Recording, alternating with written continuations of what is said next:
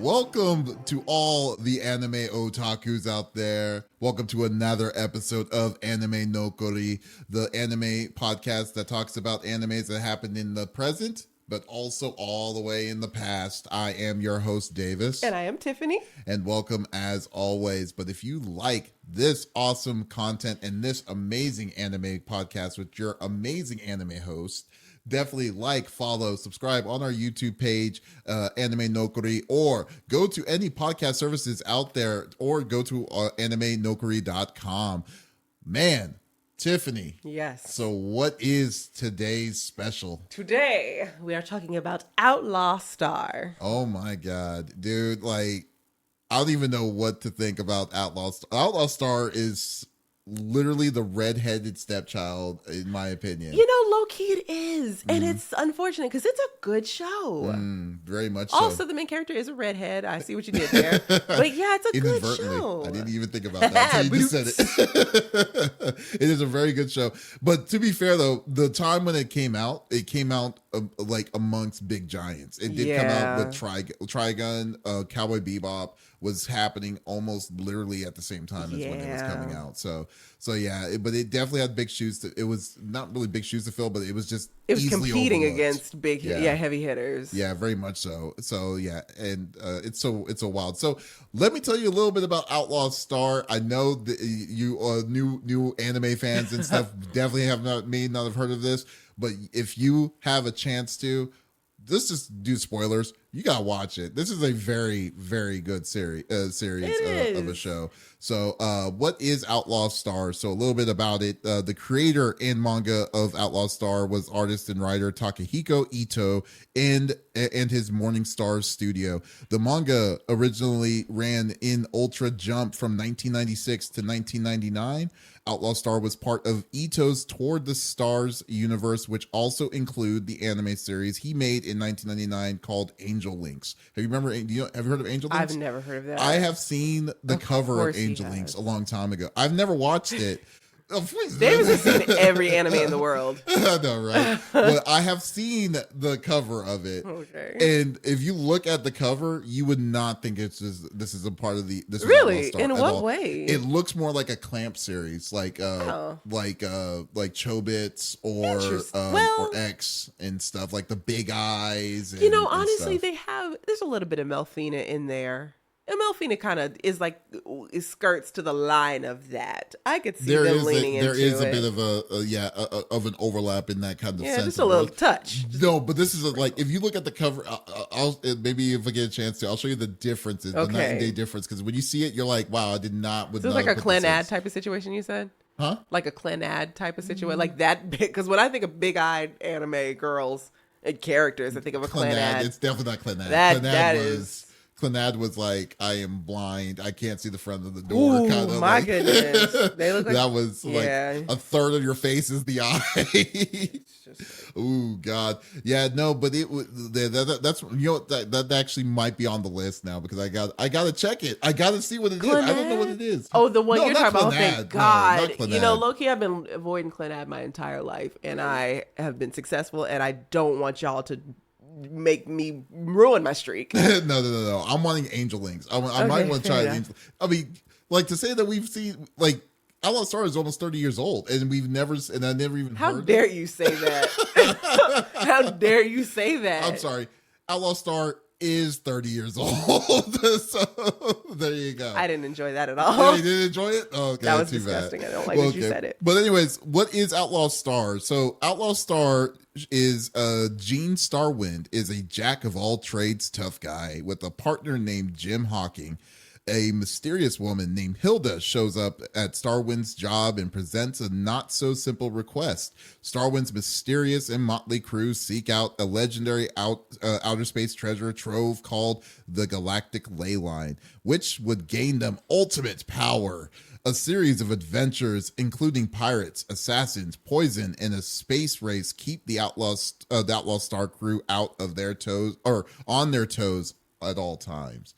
So, in your sense, what is Outlaw Star? Outlaw Star. Low-key, that's one of the better anime synopses. Outlaw Star is a story of a reckless, womanizing man who acquires a child at some point, some 11-year-old prodigy. Whose kid is this? Whose kid is that? Who goes into business with an 11-year-old child and stumbles upon a bunch of very powerful women who proceed to pick up their slack the entire show. They really did. It is that. Yeah. I mean, you're not wrong. You're definitely not wrong at all. But it's so funny to me about it. But like, I will say, so overall, what was your overall take of Outlaw Star? Outlaw Star it's still really, it's fantastic. It holds up, is what I'm trying to say. It holds up. It's a great show for its time. Even though it did get left behind, it doesn't have as much notoriety as a Trigun, as a Cowboy Bebop. I think it deserves more love. I enjoyed it. It has its quirks. Mm-hmm. It definitely has its quirks. Oh, God, but yes. I think even its quirks make it enjoyable. I think it makes it more enjoyable that it has those. Oh, very much so. Outlaw Star is very interesting to me. I mean, back in the day, I loved it. Now, watching, I literally did a run through of it. This literally took me like 5 days to do it, but I loved it again. Yeah. It didn't depreciate, not as bad as what Full Metal Panic did. Golly, Full Metal Panic. I didn't even watch it back then, and I think Full Metal Panic, it fell off. Oh man, that's funny. But the thing I've really noticed about it is I think Outlaw Star is a one of a kind show. I mean, when I think about it, because like the way that it's structured is completely different than any other anime I have seen. Elaborate. Period. For instance, like the beginning of the episode, there's the narrator gives a synopsis for each episode, individual episode. I do love that. And it's not even really a synopsis of the episode. It's rather a footnote description of what the topic of that show is going to be for that day. It's like a food for thought type of situation. It's almost like this hypothetical situation where he's posing to the audience what would happen, like a thought exercise. Yes, exactly. That's what it's like. It's like a thought exercise. Every episode starts with a thought exercise given by one of the best anime voice actors. If you're watching it dubbed, I can't speak for a subbed because I didn't watch it subbed. But the dub voice actor gives you a thought exercise, and it rolls over into whatever the episode is going to be about. And that's a great point. Yeah. It is.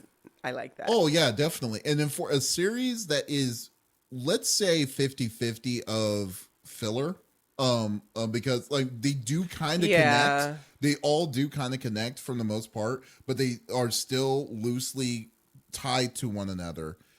The track of where it started. I mean, it really I didn't realize how much filler it was. There was a lot of filler, but that's something to be said for it. Yeah, and like it made you, but like you want to watch the filler. And I mean, there wasn't a lot. I mean, it's still tied to the series enough that made you keep your interest in wanting to watch it, and still have the major story, and it was complete.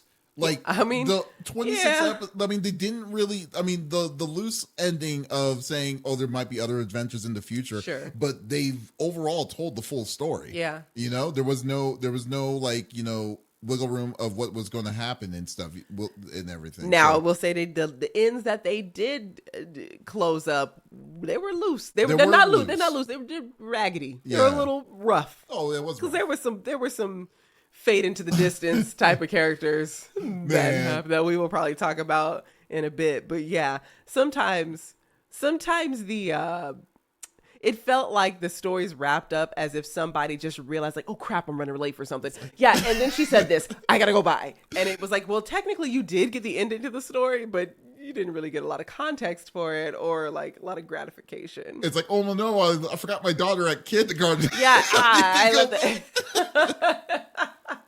That's what it did kind of feel like that a little bit. It really did. You did get the ending, but did you a little bit? It's like, oh no, we have to hurry this up. We got to wrap it up and close in 5 minutes kind of situations. Yes. Yeah. I mean, but like, I think like it was a fun story. It was the information that they portrayed. I mean, there was a lot of different quirks in it overall, but it was like I enjoyed it. I enjoyed watching it. It was a nice kind of bring you back kind of moment of the show and Yeah. stuff. And it's still even though the animation was when did it come out? It came out in 97, 98 or so. Did it? Like the anime came out in 97, 98. And I was like thinking to myself, the animation style is still, I mean, this is the hybrid, let's say the hybrid of CG and hand drawn. Mm-hmm. I still forget how good hand drawn is. Like Hand drawn is always going to be, you know, in a world of demon slayers, hand drawn is always still amazing. Mm-hmm. No, it's just it's something that I really do value. Yeah. When it comes to like, you know, anime, and it's no knock to like the current series and stuff. Now I understand people got to get paid and money. Yeah. It takes a lot. It takes literally a city just to get these episodes out if it was hand drawn and stuff. But like, it's just so cool when you just see the details. Like for instance, the Outlaw Star itself, the ship itself was just so beautifully drawn, and with all the moving parts and the things like that was done, and the space dogfights and everything that were happening, all these different weird ships and stuff. I will say that era in anime, they are going to animate a ship. If you have a space opera or any type of space series, they're going to animate TF out of those ships. They do such a great job with the detail on those. Mm-hmm.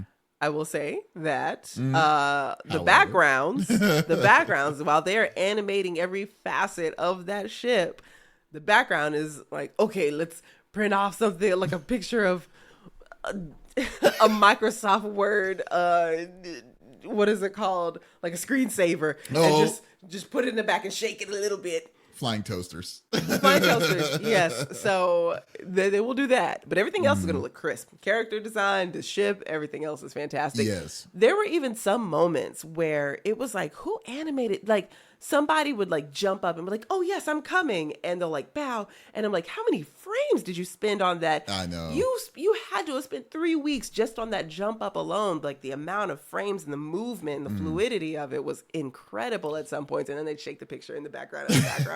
So some of the things, I mean, they always have to do shortcuts for these kind of things because it would take forever and it would be expensive. Yes, you know? I mean, it is 26 episodes. They don't shortchange like the current anime. Granted, the current anime, I understand it's a lot of manpower, it's a lot of work, but a lot of them are cranking out 12 episode seasons. Right. And back in the day, you were getting all 26 episodes of these shows.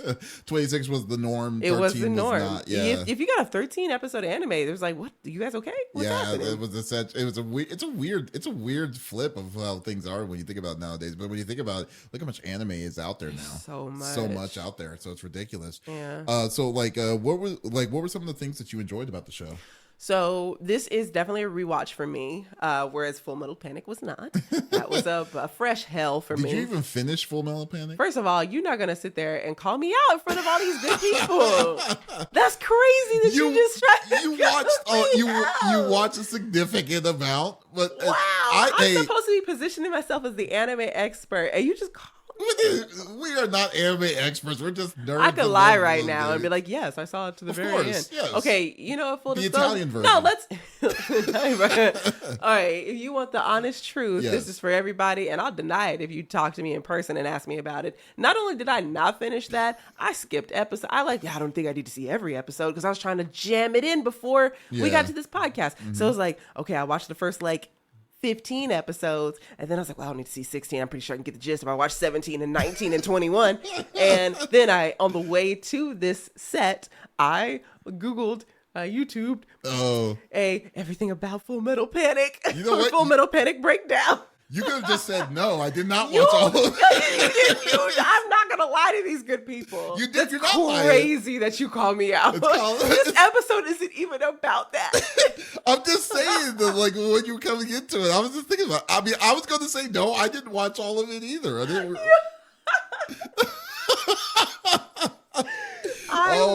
The lies have been revealed. Jesus. If anything, you know what, guys? If anything, you've learned that I am the trustworthy host. Yeah, it's he fair. was gonna cut corners. I told you everything. Oh my god! I wasn't gonna. Oh but my god! Oh, no. When prompted, I will be honest.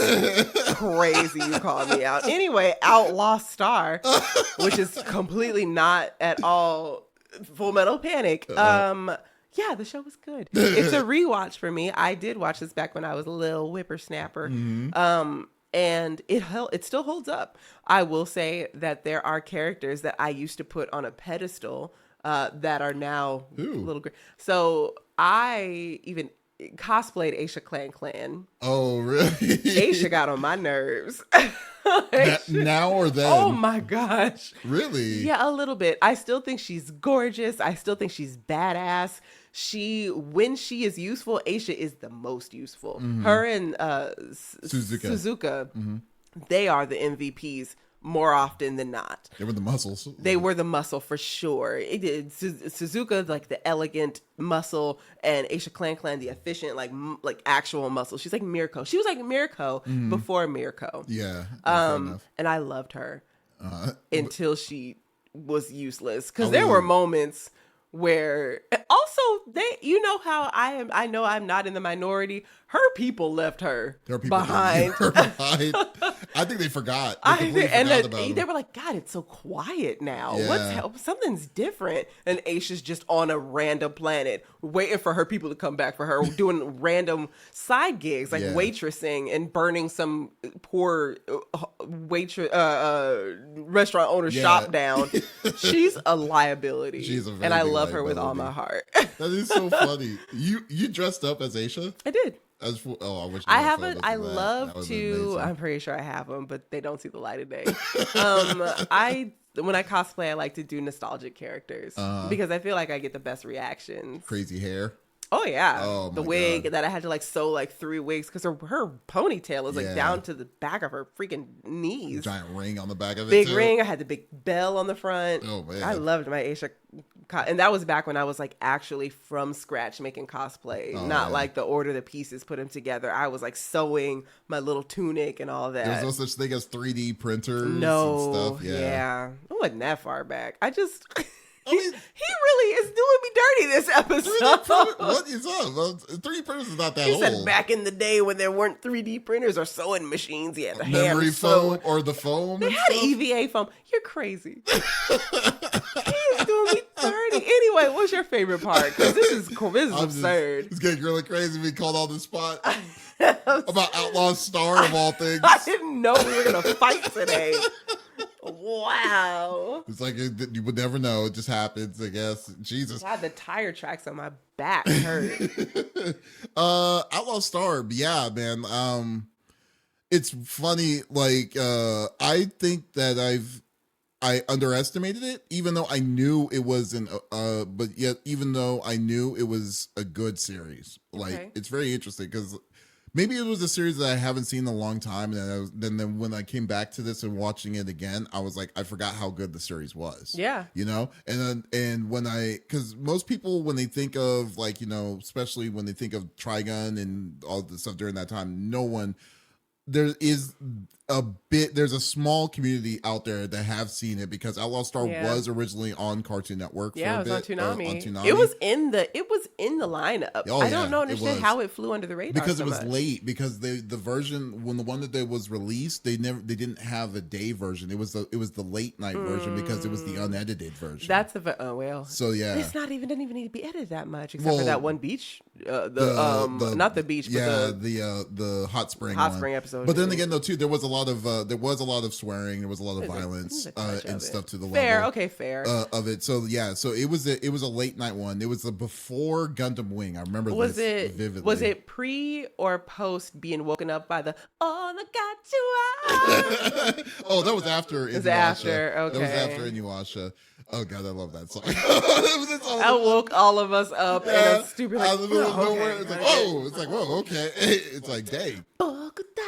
Yeah, Yeah, my jam. But no, the series is like it was good. I mean, I loved how they encapsulated the whole story. I mean, the biggest thing I give it is just the way that they just showed this off, showed the craziness of like how much of the side characters were relevant. I love the side characters just as much, like Harry the guy was such a funny, the merchant guy. Oh, his name is Fred. Oh, Fred. I have Harry. Lots to say about Fred. Fred was hilarious. So much to say about Fred. It's just such a merchant thing to do. Then you also had like, I mean, Suzuka, Aisha were great. Everybody. Yeah. There were some things I was like, I mean, there's a lot of things that we You didn't mention Melfina. Do you not like her? Oh, okay. All right. Save that. Melfina. It seems like neither one of us. All of us are dancing around Melfina. Yeah. All of us. You know, it's like everyone, the crew I was cool with, except like Melfina was probably if I had to be straight, the least favorite. Even including Gilliam, the ship. Even the ship itself Gilliam was better. cooler than Melfina.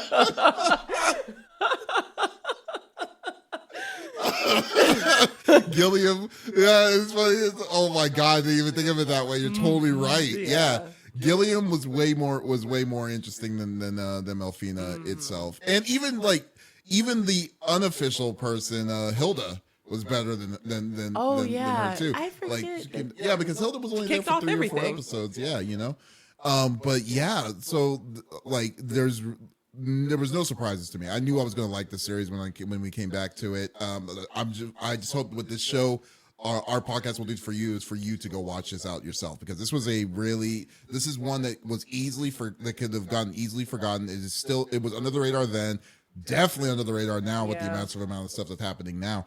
But the show definitely holds still. If you're definitely not a fan, if you don't mind like aged animation, then go for it. You definitely need to watch it. Yeah, if you want to be the superior weeb in your friend group, if you're one of the new anime watchers, if your like starter anime was Demon Slayer or Attack on Titan, go back and watch Outlaw Star so you can lord it over your friends. Yeah, there you go. You'd be like, oh, I'm not a seasoned. I'm a professional otaku. I'm a professional otaku. You know, an otaku that actually watched Full Metal Panic. But the whole thing. Wow, I can't. If I had a drink to throw in your face, I would. But like, okay, I guess we can get into it. So, like, who were your favorite characters in the series? My favorite characters, I really like Gilliam. Gilliam is the ship, guys, which is so odd to say. He's got such a fun personality, and he really did hold the group together a lot. Gilliam is a character. I used to have this is some Tiffany lore. Back when I was in high school, we used to, like, when something weird would happen, we do like the awkward turtle, and I named him Gilliam because I just think that's an awkward name. Yeah. And then back in the day, I had a jankety car that was real crappy, and I named that Gilliam. What car was that? It was a Chevy Sonic. I didn't even heard of that car before. Wow. And sometimes the doors wouldn't unlock when you get in. I remember one time I pulled up to a date, like a first date with some guy, and I pulled up to the building, and I was like, to get out, I'm looking all cute. I tried to get out of the door, and I couldn't get out, so I had to crawl over from the driver to the passenger seat, and I climb out, and he's like standing there like, Tiffany? And I'm like, yes, it is me. It is I. Crazy, I promise you.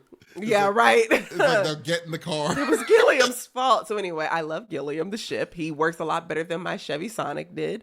And I like Suzuka. I like a competent, just a badass lady. I like a badass lady. I like that she only concerned herself with the group when it was like, I guess I'm bored enough to do Her this needs, today. Yeah. She was really elegant and strong and cool. She did play her part though, because technically she was not really, like, she was still there for the bounty for Fred. Yes. And so technically anything that was like it, so she was kind of like, she distanced herself for a long period of time until she got what she wanted out of it, until she finally got it. And it's like, okay. Fair. Yeah. And then also Fred. I do love me some Fred. Fred was hilarious. I have so many thoughts about Fred. I mean, sure. It was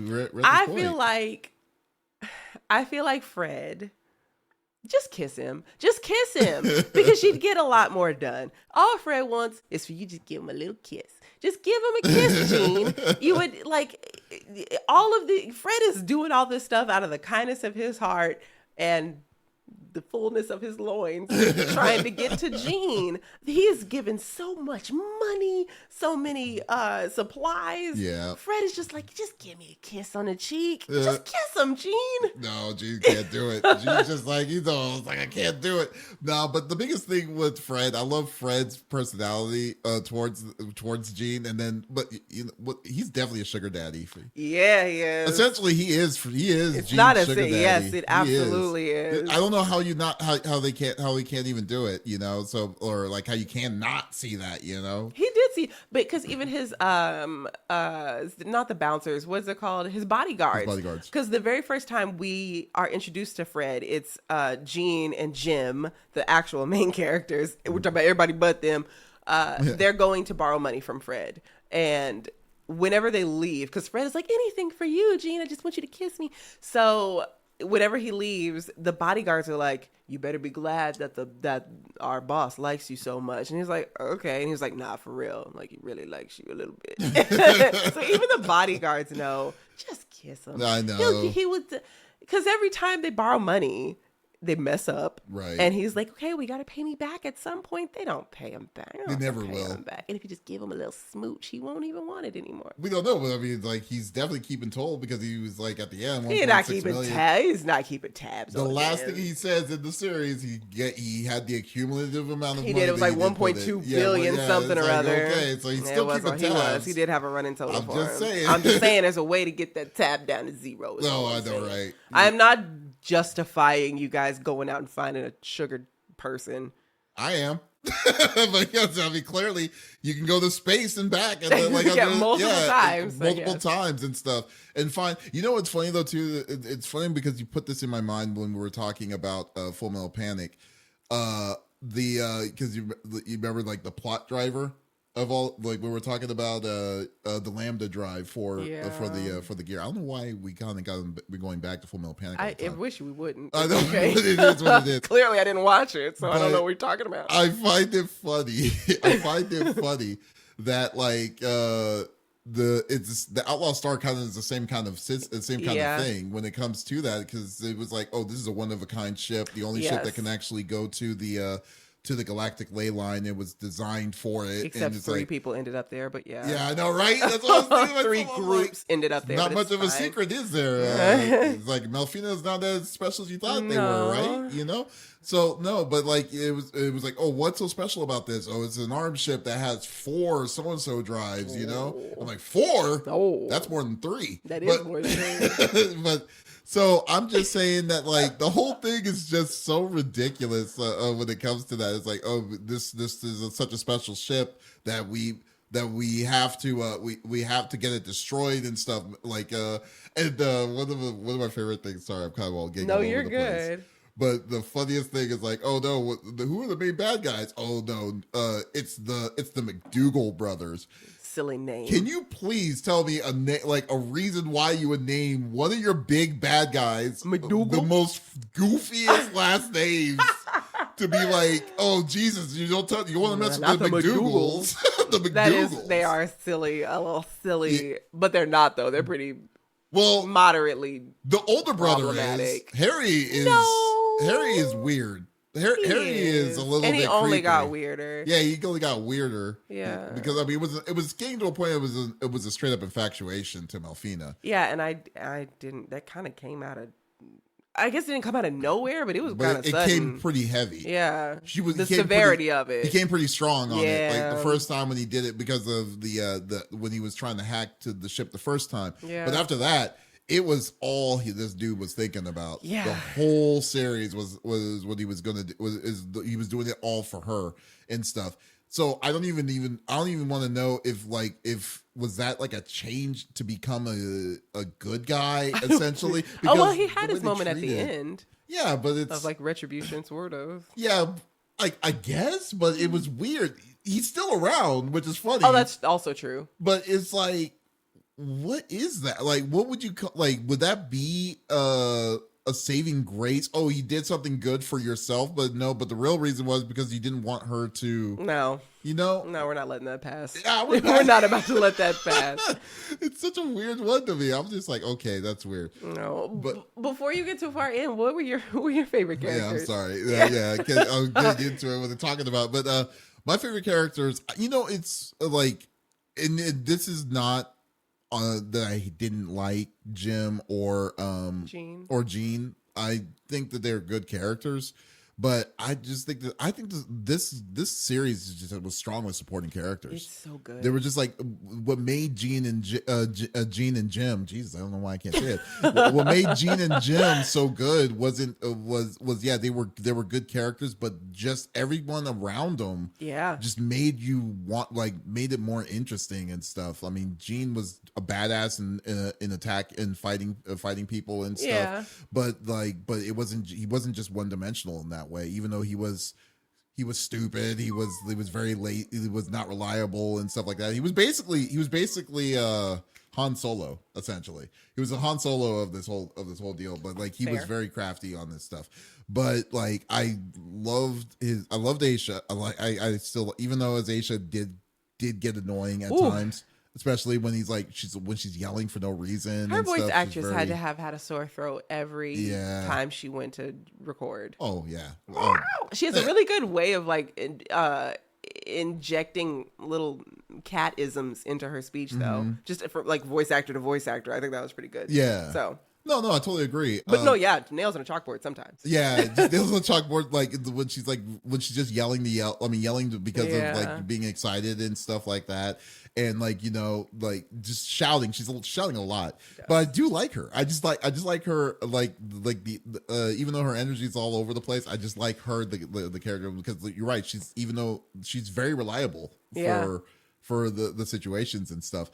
I liked Suzuka. Suzuka was just freaking money.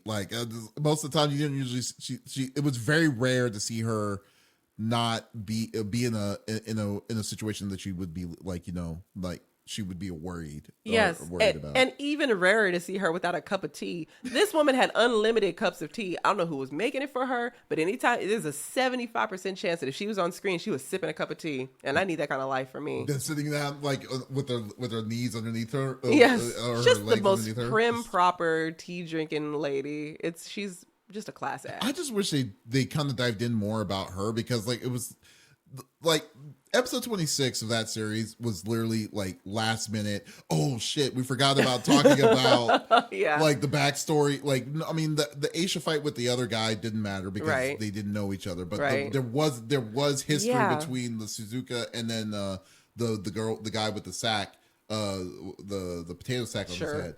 But man, I just really wish they were into this information and stuff. But yeah, that's the stuff I kind of really wish that they kind of emphasized. Gilliam, though, I totally underrated the level of how much I would have liked. He's such a silly goose. Yeah, he is such a silly goose, especially with the little robots that he controls too and everything. I love the voice actor of that. I liked. He was perfect because so I think very rarely I don't usually like watching animes in English. Yeah. But this one I definitely watched in English, and I definitely enjoyed it more than the Japanese, because except for Gene. Gene sounds like an accountant. Gene sounds like a 44-year-old accountant. Yeah, Gene was kind of stiff. Come here, Jim. Stiff. We gotta go to the. Yeah. Sometimes you gotta plug your nose whenever he talks. Yeah, that's true. Or he didn't even portray a lot of emotion when he did talk. Remember when Susie, the waitress girl, was getting attacked, and then the way that she's supposed to be okay, you need to be a soothing, caring voice when you're trying to hold her down. He sounded more sarcastic. Yes, it was really weird. There were his voice actor. He got it together eventually, but he never stopped sounding like his spreadsheets were due at 4, but. He got it together. The emotionality was there. Yeah. So he just didn't sound like a tough guy to me all the time. Yeah, I would definitely say though, like especially when he was around with Fred, because he was like always on his Trying on to his get that side. money. Yeah, Gonna get their money. just freaking hilarious. The the wrestling episode too, or the fight I episode. had notes about that. Oh yeah, Yo, so there is an episode where, as we have alluded to, Fred is not particularly interested in beautiful women. But he is betrothed to this very buff bodybuilder lady, and Gene, of course, comes to him and is like hands out needing some more money, because all they do is need money. They need money and they fight, and then they need money to fix the things that they broke when they fought. So Fred is like, okay, cool, I'll give you this money, because he always does. Good sugar daddies do. But he was like, but I need you to do me a favor. I need you to keep this woman that is in this bodybuilding competition from winning, because I told her if she wins 5 times in a row, we'll get married. And clearly I don't want that. And it's so funny watching their reactions to this moderately, but she's buff, but she's like a moderately buff woman. she looked like a woman's She looks like a fit woman. Yeah. So they show, he gives Gene a picture, and Gene looks at her from like the neck up, and it's like, oh, you don't want to marry this babe? And then he sees the full body picture, and she's just like, and he's like, and then the rest of the episode is them just like being like, oh, to this buff lady. And they would not survive now in the muscle mommy era Hell no. of fit women. There's like entire anime series devoted to buff ladies, and just That's funny to me. it did not age well as far as that goes. That was a crazy episode. Although then again, you remember the one when they did the hot spring episode with the alien that had a really nice body, but then it was a different alien. It was an alien, and they were like, "Oh, never mind." Yeah, it's so like, wow, it's so these people are racist. it's a little bit. So there were some moments. It didn't. There were some moments. It showed its age. Hilarious though. So funny. Was that one of your favorites? No. You really want to get me canceled today? You mean the woman hating episodes? No. Golly. I also like muscle mommies. You guys go get it. I love it. I'm trying to get like y'all. Don't look. I'm trying to push the muscle. Push the muscle up. No, not that one. My favorite episode that's a hard question. Oh, really? Oh, I know what my favorite episode is. I think yours and I. Oh my God! Is it about Jim? Yeah. Oh, y'all. Okay. Oh, guys, Okay. there was an episode. We'll hold off on that one. But that's crazy. I figured I've never seen something so. That one was like so sad. That one was sad. It was more fucked up than sad to me. Really? I wasn't sad. I was flabbergasted. My gasps were flabbered. I was flabbergasted. You were that surprised? Wow. Did you remember that?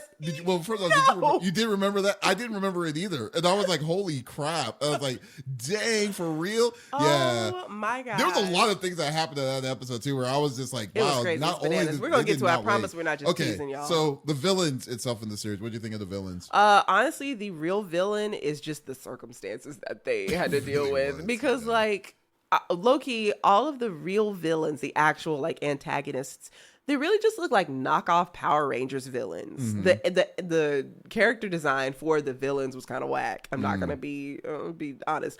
The McDougal brothers were as close as like real villains as you get. Right. But once again, they're called McDougal, so how villainous can you be?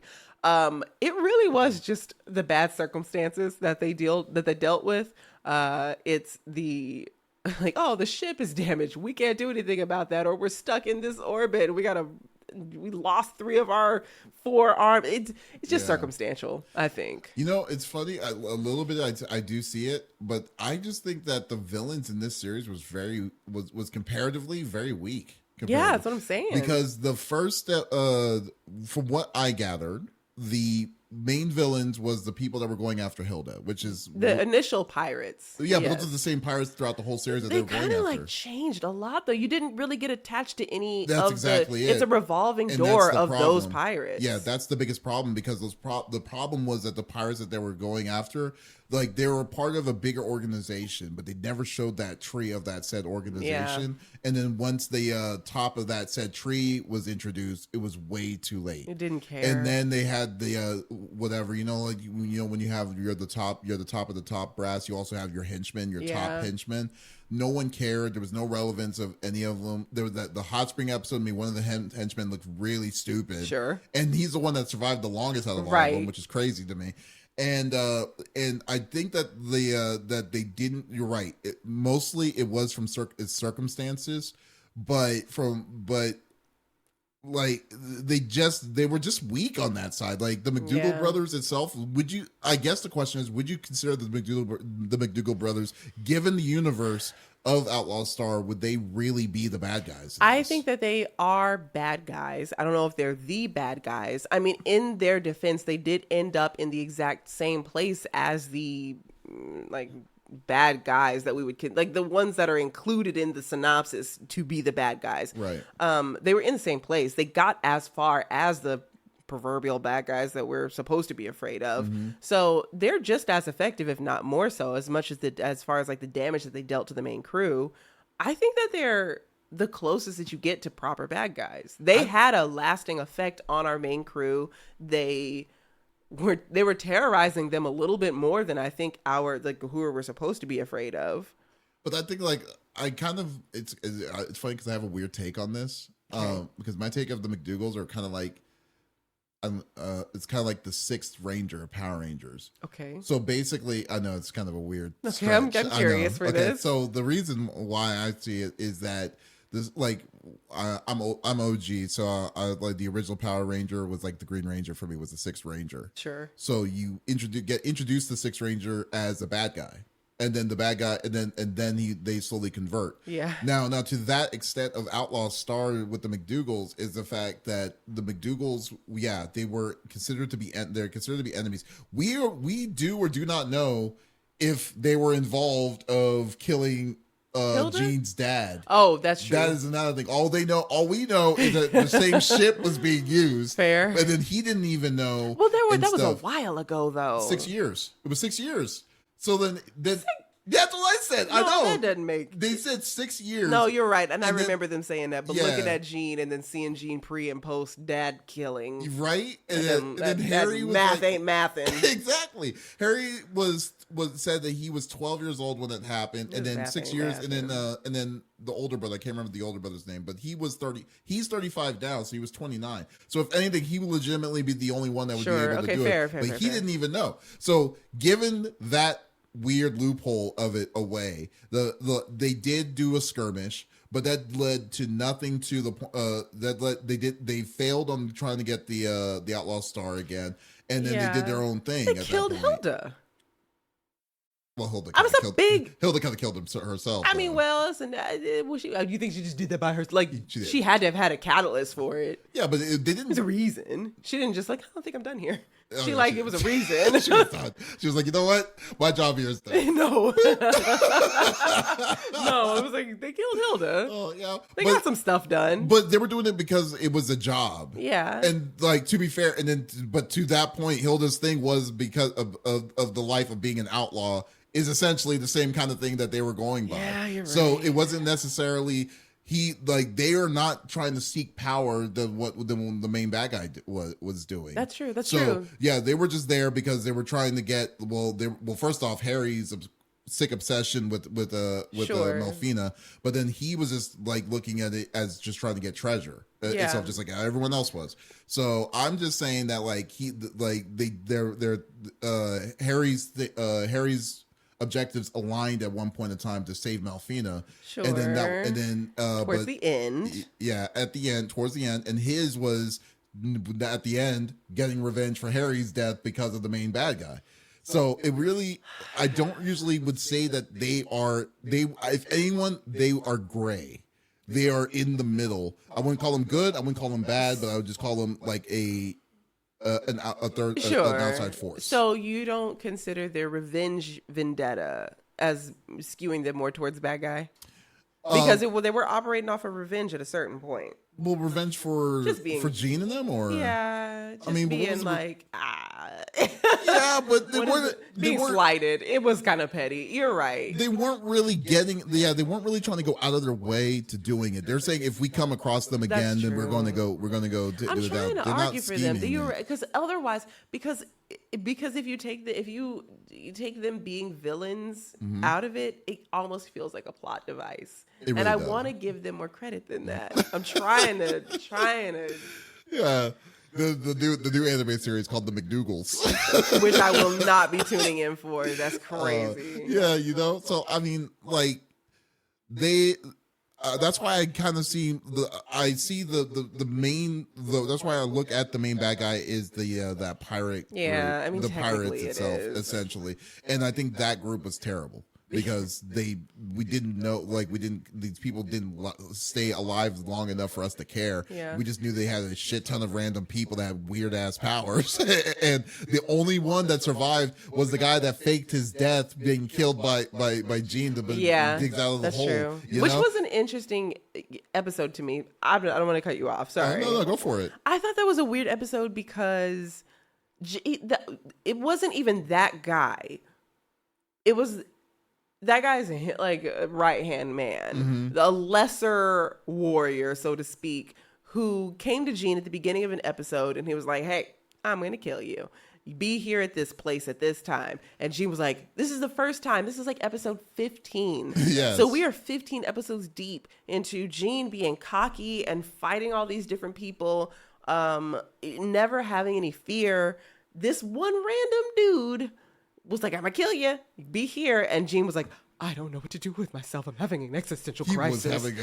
He had him shook. Yeah. And it was he was lashing out at everybody. He was lashing out at Melfina. He was going on benders. It was weird.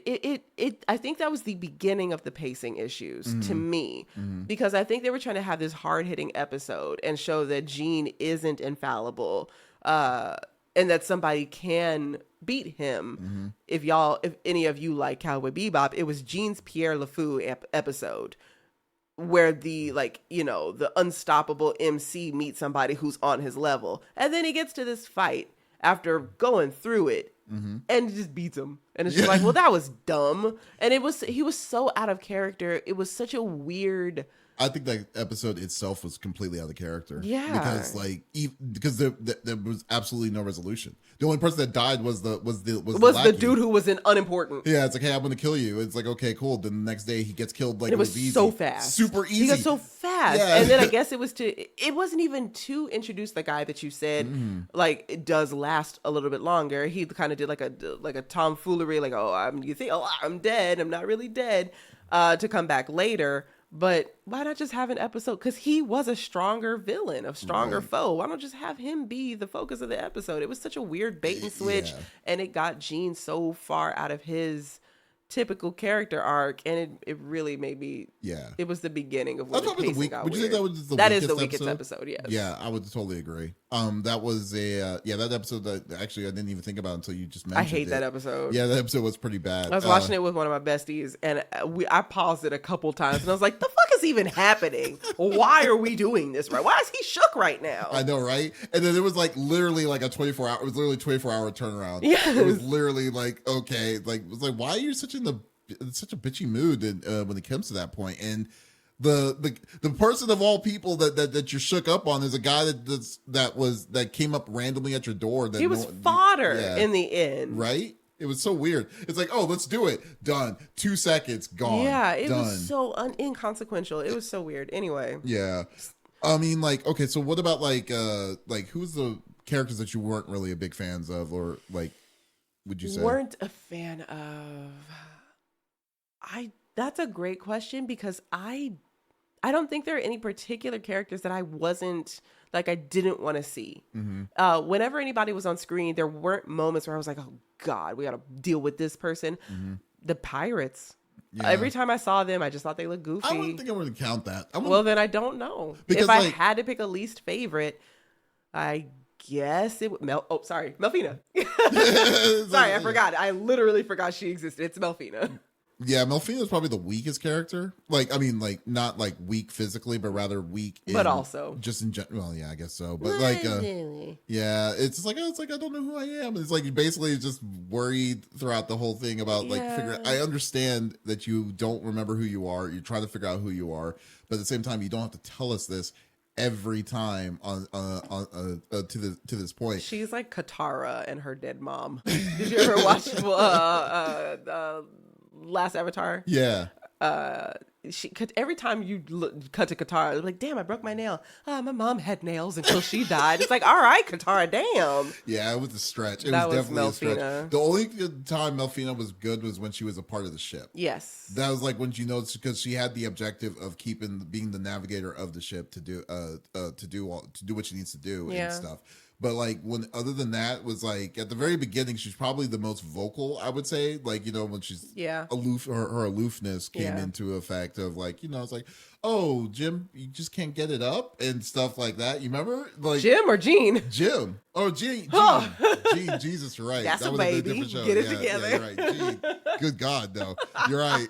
Gene was like, it's because you can't get it up. It's like, oh, okay, cool. And then I'm like, okay, this is probably, if they had that kind of relationship of some sort of that, kept that in, instead of just being like, oh, she's cooking and then she does her own thing and then she's like, oh, I don't know who I am, then I think it would have been a little bit better. But yeah. So I have two thoughts on that, and I'd like to know your opinion. My initial thought when I think of that is, I give it the benefit of the doubt in the sense that we're surrounded by all of these very powerful, strong women. You've got Hilda, you've got Suzuka, you've got Aisha, and these are women that are going to, if there is an obstacle in their way, they're going to bust through it.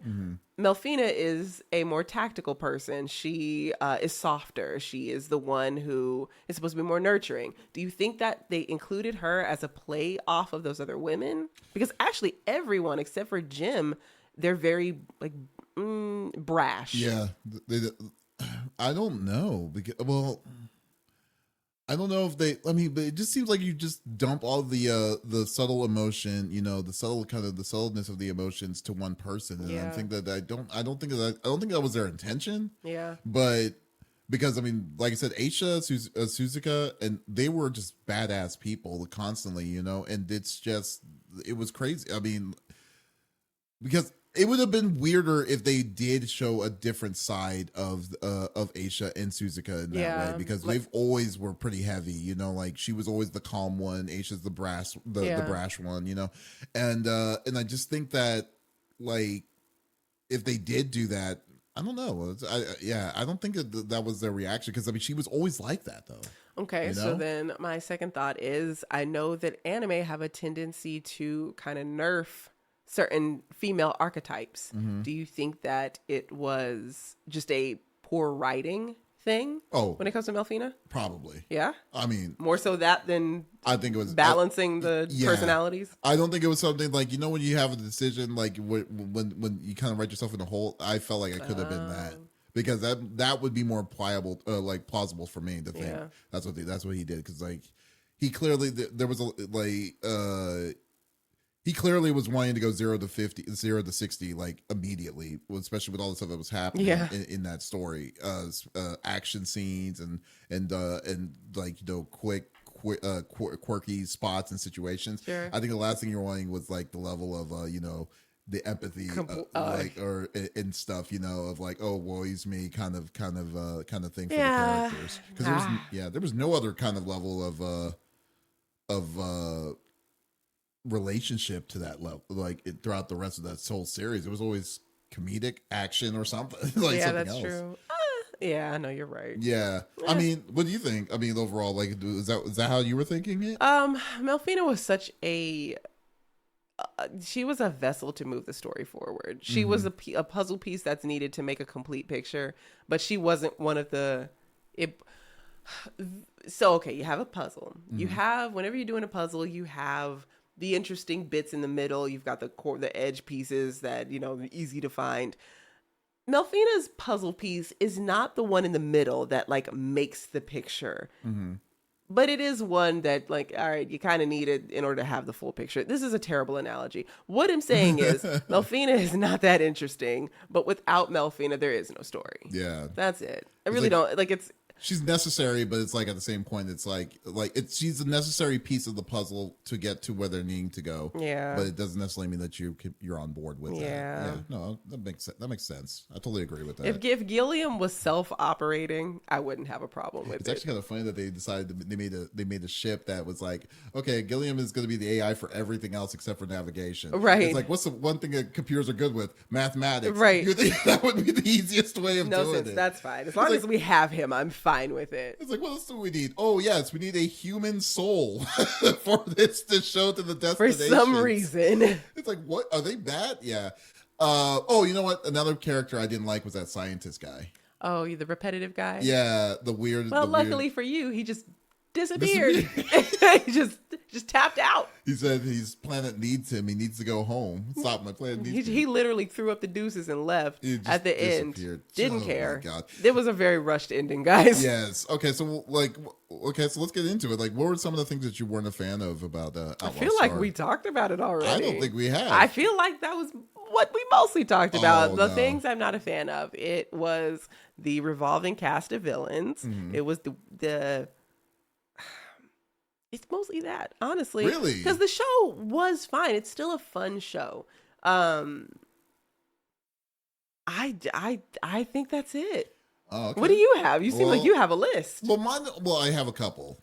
I think some of the things was the character animation was kind of weird sometimes. Like, I will say, like not the. I feel like I know exactly what you're gonna say. Yeah. There was just certain parts of it that was just either like what was that? Like the freeze, like some of the things that kind of got to me was like, I think I told you before, like Suzuka. Yeah. There was places where her face just didn't look right at all. Like it was like it was either flat or straight, or you know the meme of a Furin looking up. Oh yes. That kind of looking that kind of Fair. style of it. So that kind of thing I was like, wow.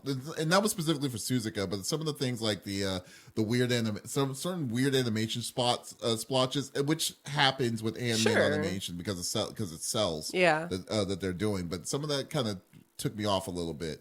But so nitpicky. Yeah, that's being nitpicky. So but the thing that gets to me though was I would say some of the loose spots in this thing kind of made me a little annoyed. Okay. The McDougalls for one. You really don't like them.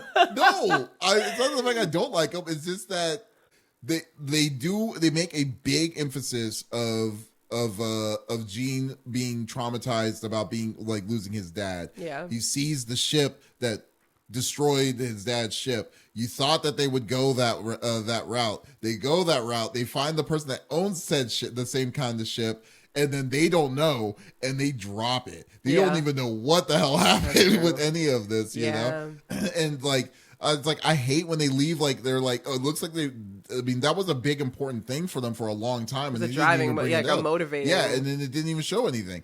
And like they leave these weird plots open. The old man that decides to disappear, like, oh, hey, the end of it was really sloppy when I'm thinking about it. When they go back into it, because you really think about it, it was like, okay, congratulations, you're at the galactic ley line. What's your wish?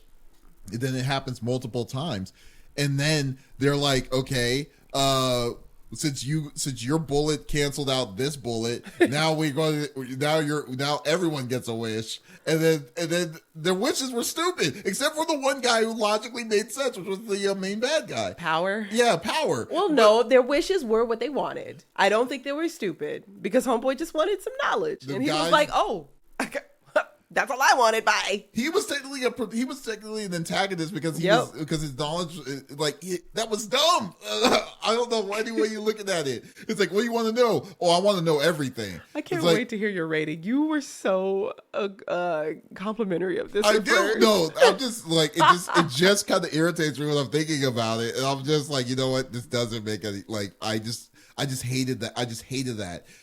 I think it's just like when you give open-ended like weird things that are either introduced or you build up to a point where you think that it's going to lead to something, and then they just don't even acknowledge it. Yeah. It's just like a giant fu. So how do you want to fix it? What do you want? You want more episodes? What do you want? They could easily just say, they could have easily you know what, if he said he knew, like leave it open-ended, I guess it would have been better off than just not even addressing it at all, in my opinion. He could have said, what you just said. I may not have it may have not have been me that destroyed your dad's ship, but I did hear about something else in this situation. Now you got to have a second season. Now we got to go chase whoever that person is. You know what? Fine. You know what? They said at the time, it would have been totally acceptable, because at the time, animes never ended. They never completely ended the way that they do it. You know. Fair. So that would have been perfectly fine with that. It would have been like, okay, will they have a second season? Probably not. I'm gonna go watch something else. All right, fair enough. All right, cool. But they didn't even do that, and I was just like, oh Jesus, these people. All right, okay, so tell us how you really feel. What did you not like? I know, right? What did I not like? It's like, oh God, it's like but leading on. But what was one that, let's get to the favorite episode, because that episode was just insane. That's crazy. And I think I can easily say for you and me that we're going to choose the same episode. Yes. So what was the episode? I think it might have been episode 16, maybe. Don't remember exactly. But what I do exactly remember is my sweet baby Jim. They were on a planet trying to get their ship worked on, because all they do is break and fix their ship. Yep. And on this planet, Jim he leaves for a little bit. He's overworked, because he's at 11 years old carrying the ship on his shoulders, pretty much. In the business. Yes, yes, he's the one balancing the books, all that. So Jim leaves so he can go and get some fresh air. Jim is 11 years old. He sees a little girl doing Tai Chi on a water fountain, and he's just like, huh. I think I just became a man. And he has this intense crush on this girl. And she, kind of like a Reze situation, honestly, from Chainsaw Man. Mm-hmm. She lures him in with her little feminine wiles, and he develops his crush on her. They are both on this planet, only temporarily. And they decide, after they puppy love, kind of fall for each other, they're going to meet back the next day. So unfortunately, the ship gets fixed. Jim's and everybody's ship gets fixed, and they're gonna leave. He doesn't get to see his little crush the next day, and he's like, oh dang, I really hope that she doesn't get mad that I left her. Boo-hoo. They leave. Turns out this bitch is op. She's an op. And she knew that they were going to be there, because she's hunting Gene and everybody. So she gets in her ship, and she's going to go and shoot him down. Yes. And they don't know that. And so they're like, oh shit, somebody's shooting us. We got to get him. And Jim is on the helm of being the one to murder his crush. Yeah. They shot the ship down. She had pet cats that were sentient somehow. Anyway, doesn't matter. Space. So sentient pet cats that Jim also really liked, individually killed those. Yep. Because they were part of the attack, and then shot his crush down.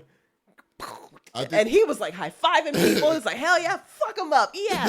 And then it's crazy because they sustain so much damage to I'm so sorry, I'm telling this whole. No. They sustain so much damage to the ship that they have to go back to that planet and get it repaired. And he's so excited. He's like, oh my God, I get to go back and see this girl now. I'm not even late. And he shows up, and she don't show up. And yeah, that was, man. Okay. He murdered his crush, guys. Dude. And was ecstatic about it. Ito was like, must have been on something on that episode to be like, okay, this is what we're gonna do. Yes. It's like we're gonna finally give Jim a crush. Then we're gonna ironically take that crush away from him, but he's the person that kills his crush without knowing that. Gleefully, that can we please I need y'all to know he did it gleefully. And I need y'all to also know we just never talk about it again. No one did. You know, to be fair, he doesn't know that he killed him. And thank God. Yeah, thank God. That would have totally ruined him for the rest of his life. What's even crazier though, can we talk about the fact that she had 2 pet cats that also knew how to pilot ships? Yeah, no, sentient, intelligent cats. Yes. I don't know what, it's almost like they were humans got transposed into cat bodies. I don't know what that was. So there was dead now though. There animal killing. There was animal killing. There was animal abuse and domestic violence. There was child killing. It was like, this is, for the record, that's not what I mean when I say I like child soldiers, guys. That's not what I mean. That was crazy. This one was like that was probably the best told story in that whole series. It was so well rounded. Yes, because it made you feel all the emotions. Oh my God. The way I was rooting for Jim, he brought that girl flowers. Yep. Oh yeah, flowers, everything. They looked like they were going to have a good time, and then what's even worse is that she kind of left it open ended. Like, oh, I'll be there tomorrow, knowing so it was either she was going to kill them or vice versa. Yeah, she was trash. That girl got what she deserved. So I don't feel bad for her. She played him real heavy. She did. Too. She was a cute little flirt. She was such a good little flirt. Did. She had him sprung. She definitely was. Oh, it was so sad. It was so sad because like you're sad for Jim. Dude. I was pissed. I was so mad. That's another one where I had to pause the TV. Be like, did you see this shit? Did you watch that with your friend? Yes. Oh, that is hilarious. And this is his favorite show. This is is his number 1 favorite show. So he's seen it several times. So he's just sitting back watching me watch it. I'm so mad. I'm like, you didn't tell me this was gonna happen. He's just waiting. I didn't remember. He was like, you didn't remember that? I'm like, of course I didn't remember it. It's like we saw the series a long time ago that one time, and then it's like, then you remember it. Then you get back, you're like, oh yeah, that's right. This thing did wreck me the first time. Oh my God. My God. Great episode. I think the depth of it was lost on me when I watched it as a kid. Because as an adult, I'm like, this trifling bitch. Well, Poor Jim and his emotions. That's his first crush. I think what makes it worse is that because if it was it was his first crush. It's the first time we really see Jim even being familiar, like interested in anyone, another girl at all. He's so bogged down by keeping everything together. He is not an 11-year-old. He is the age that Gene sounds. Yeah, essentially. Yeah, he's a 44-year-old accountant. He's the grown man in the room. It's really crazy. Like all this, and then when you see that he's going to actually get somewhat of a win, and then this is the thing, this is the turn that they give him. It's like, oh my God, this kid, they won't have a break. You know. Yeah, but in your to your point, he didn't know about it, so he did get to kind of live. It's like what is it called? To love and lost and never have loved before. Yeah, it's at least he got something. And he got the experience. Fair, he's 11 years old.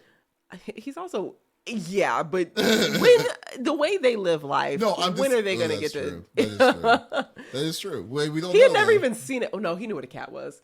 He had seen a cat before. I think he's seen a cat. He just hasn't seen a cat. Okay, he's just like, I hadn't seen a cat on this planet. Yeah, I don't think he saw a cat. Okay, never mind. All right, he has fair. seen it. But it's a limited childhood. Yeah, it's not really even a childhood. So for him to find some girl his age who he liked, would have been nice to know a backstory about Jim though himself too, because all we know is that he was a hacker. He was the offspring of a famous hacker. That's it. That's why he's so smart. But that's it.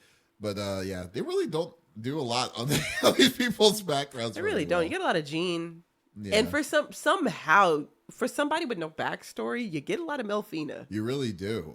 She doesn't know who she is, and yet we know a lot more. Yeah, a lot more where they're coming from. Then we only know what we got from Suzuka until like episode 26, which is like after she take out the guy or whatever. All we heard about the village that he killed all her people and stuff. Yeah, and all we know about Aisha is that people don't want to hang out with her. Yeah, she's too loud. She's so loud. Anyway, yeah, it's a very interesting deal. But like, I was gonna also say I totally forgot about this. But what do you think of like the dubbing itself of the series? The dubbing is fine. I don't have honestly. The only issue I had was with Gene, and I think that was just a casting thing. Mm-hmm. I think it's fine. It wasn't. There are some egregious dubs out there, and maybe I'm thinking of those. But all things considered, not bad. Yeah, it's fine. It's good enough. If you can watch it in Japanese, I would. I can't. I gotta watch it in English. Is that because you grew up with it in English? I think it's probably because of that. Yeah. But if you're watching it for the first time, try it both ways. See what you like. But yeah, I've tried. I didn't want. I tried watching one episode in Japanese anime, but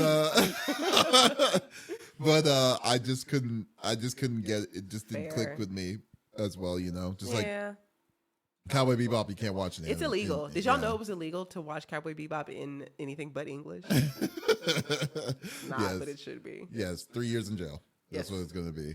Yeah. But it's so weird. It's so wild. No, but as much as I was kind of ragging on it about earlier, I do kind of is an understatement, right?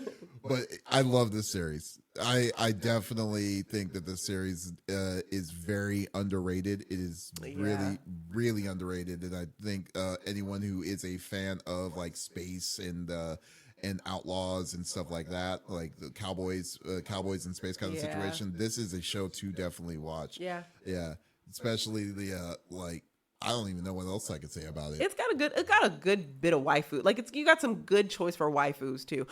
Sorry, side note, this is unrelated to it's not important. Jean's outfit is fire. It's so good. Jean is one of the jacket. I love not the jacket. The jacket's stupid. But when he takes his jacket off, his little undershirt. Jean is dressed. Jean is dressed with the white holsters. Love it. Stuff. Yeah, no, you're right. He got that. He got it on. He did with the white glove. Love it. It was a good mix. He does have like ankle weights on, so that's kind of weird. But although I didn't like his hairstyle at the end, the short, because his hair. Yeah, I didn't like that either. Why did you do that? Other than that, Gene is fitted up. Is fitted up. I was definitely. Anyway, sorry. No, but just a little side tangent. I got to sneak that. No. It's true. No, it was a good one though. But yeah. So overall, what did you think of the series? What would you give it a rating? So, if we're doing our new scale, which we're not, because I don't know what it is. Oh my god! I don't know what it is. He suggested it. A 1 to 5. He's not even ready. Scale of 1 to 5. Well, I have a hard time. I'm trying to figure out. Like I have like a little thing about the like. So I know the worst is Shinji for me. So hold on. So to explain it to people, we wanted to do a scale where our least favorite anime character to our favorite anime character, and where does the show fall on? So for me, in my defense, I'm kind of glad you didn't. In your defense, I'm kind of glad you're not ready, because I was kind of wavering on my middle. Scale of 1 to 5. I know for sure my bottom is Usopp. Next is Zenitsu. I had no idea you had hate Usopp. I hate Usopp. Zenitsu's second. Zenitsu is right up there. I thought he was going to be lower than Usopp. I struggled with it. I went back and forth because I overthink things. So I think that Zenitsu, he comes in clutch more often than Usopp does. Okay. So also, when you think about it, if you've ever seen those like those like realistic renditions of what the demons look like in Demon Slayer, have you ever? Yeah. He should be afraid. Everybody should be more afraid. Those things are terrifying. So when I saw those, I was like, fair. You should be as scared as you are. So he's still annoying. We wouldn't know because he's asleep. Hey, well, that's when he's not afraid. So that's my second least favorite. And then in the middle, I'm kind of like, I don't know. I was thinking like Shinobu, because it's kind of like a meh character. It's like, do take it or leave it. But I don't want to do too much Demon Slayer. Yeah. Although way too much Demon Slayer. It's only 2 people. That's 2 out of 5. Well, you're about to get disappointed again, because my second favorite character is my little sweet baby Corazon. I love him to death. But he can't be number 5, or my top. He can't be my top, because I just didn't get enough of him. He's only in 3 episodes. Okay. So this is something to be desired. And then number 1 is obviously going to be Spike Spiegel. Favorite anime character. Spike Spiegel's your number 5. Yeah. It's like scale of what, Yes, okay. So that's what we were planning. He's the one who pitched this idea and wasn't ready. Hey, you know what? I'm sorry that I am I'm too picky on my list, okay? I don't want to be like too so-and-so. I'll be like, hey, I'm going to use this character from this one anime series that no one knows about. Yeah, all of this behind him, this is the most random collection of shit I've ever seen. He has seen more anime than I even knew existed. That's what I'm saying. He's got the most niche most of it's porn, but it's porn? How dare you? all of this would be behind the white curtain at an anime convention. The little drape on the thing. Yeah. Oh no. He didn't even deny it, y'all. What? Oh no! What? Now I dare you. That's good enough. Throw me under the bus. That's what I'm gonna get. An eye for an eye. Jesus. So 1 to 5, what would you say? 3.5. 3.5. 3.5. It's good. It's good. It's quirky. Not even quirky. It has quirks. I think that's a different connotation. No, it has its quirks. It's still very enjoyable. If you are wanting to rewatch it for nostalgia purposes, go for it. It still holds up. If you're watching it for the first time, make sure that you are drunk. I'm just kidding. That helps. I'm just kidding. You just keep an open mind. Mm-hmm. It's still really well done, but it is dated. I want to know, man. I've always kind of wondered because of the generation of people that that didn't grow up with this while it was happening. Like, if people are going to recognize how they're going to enjoy that kind of animation, that kind of style and stuff when you're seeing all this craziness that's happening today. Yeah. So but with that being said, I think 3.5 is a perfect spot for it because it's out of 5, guys. Yeah, 3.5 out of 5. There you go. That's right. Very good. That should say that. Because it's a good show, and it's a show that great. I was gonna say great, but I was like, I can't say. I can't say it. It's Fair. a good show. It's very definitely would recommend it to anyone to watch it. I think the story is going to be enough for people to want to drive in, regardless of how old it is. Yeah, and I think that's proof with both of us because we went to go see it again, and we were like, "This is a great show." And we just kept on watching it. Yeah. You know. So and I didn't finish Full Metal Panic, so it's not like I just watch whatever. Yeah, I know, right? Yeah. And you know what? And I watched Full Metal Panic. I couldn't watch it again, so it shows you there you go. So yeah, this is so definitely, folks. If you get a chance to watch, I'm like looking at the wall, but I'm supposed to be looking here. Why are you? It's a blank wall right there. It's like wall. But yeah, if you get a chance, guys, you definitely watch Outlaw Star. You will definitely not be disappointed by it. But if you have watched Outlaw Star, we would like to know what are your thoughts about Outlaw Star itself? What was your favorite things? What was your favorite characters, episodes that will scar you for life? Yeah. Do you have a waifu? Which of the ladies is your waifu? We all know that it's going to be Aisha. She's the hottest, but I kind of back in the day it used to be Aisha, but I think it might be Suzuka for me. Oh, yeah. Okay. Suzuka's a good choice too. So who knows? No one's choosing Belfina. Nope. Nobody is. That'll be funny. It's like the list is like Aisha, Suzuka, the ship. I mean, he did paint it pink at one point. Yeah, he still does. He still has it. But that's what they were using it to be the head one, apparently. Yeah, we'll still see. I love Gilliam. Yeah, so give us your comments below of what you think of Outlaw Star. We genuinely want to know. Mm-hmm. But in the meantime, guys, thank you for listening to another episode of Anime Nokuri. We will be back another time talking more anime on different kind of series. So once again, this is Davis. And I'm Tiffany. And y'all take it easy. Bye.